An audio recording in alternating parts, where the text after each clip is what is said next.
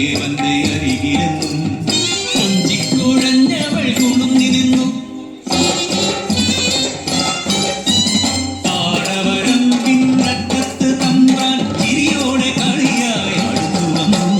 ചിരുത പെണ്ണിനെ നോക്കി നിന്നു. ആ അഴകിൽ തമ്പ്രാൻ മയങ്ങി നിന്നു.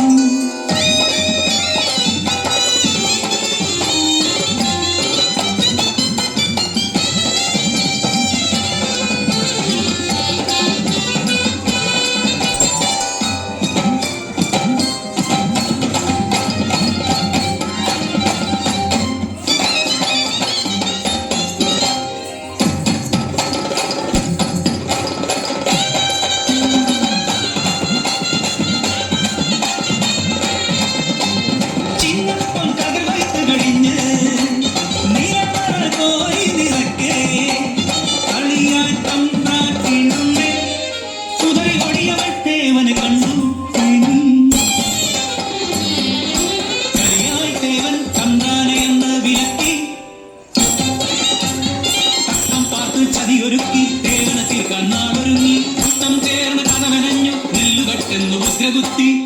നാട്ടുകൂട്ടം ചേർന്ന് ദേവനെ ആട്ടിൽ മുക്കി താഴ്ത്തി. ഇതു കേട്ട ചിരുത നെഞ്ചു പൊട്ടി തേങ്ങി. ദൈവഹിതമോ നീച ചിന്തയോ? ഒളികണ്ണ തമ്പ്രാനെ വിളിച്ചു. അവൾ പകയോടെ ചിരി തൂകി നിന്നു. കൊതിയോടെ തമ്പ്രാൻ അരികിലെത്തി. കയ്യിൽ കരുതിയ അരിവാളുമായി തമ്പ്രാനെ ആഞ്ഞുവെട്ടി. പിടയുന്ന തമ്പ്രാനെ മതിമറന്നവൾ പകയോടെ നോക്കി നിന്നു. പ്രതികാരം തീർത്തവൾ പടിയിറങ്ങി. തമ്പ്രാന്റെ കൂട്ടാളർ തേടിയലഞ്ഞു. കണ്ണീരാട്ടിൻ വക്കത്ത് ദേവനെ ഓർത്തവൾ ഇടനെഞ്ചു പൊട്ടി തേങ്ങി. പടയോടെ വന്നവർ കടന്നു പിടിച്ചു. ക്രൂരമായി മർദ്ദിച്ചവളെ ഒരു കയറാൻ ആ മാവിൻ കൊമ്പത്ത് അവളെ കെട്ടി തൂക്കിയിട്ടു.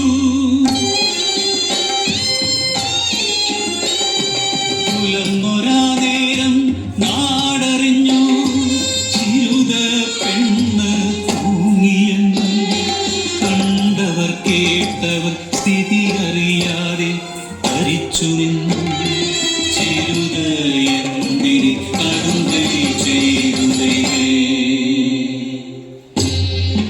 ലാലേ ലാലേ ലാലേ ലാലേ. ചങ്കൊള്ള ചിരുതേ പെണ്ണേ, നീ ചെമ്പട്ടു പുതച്ചുറങ്ങ.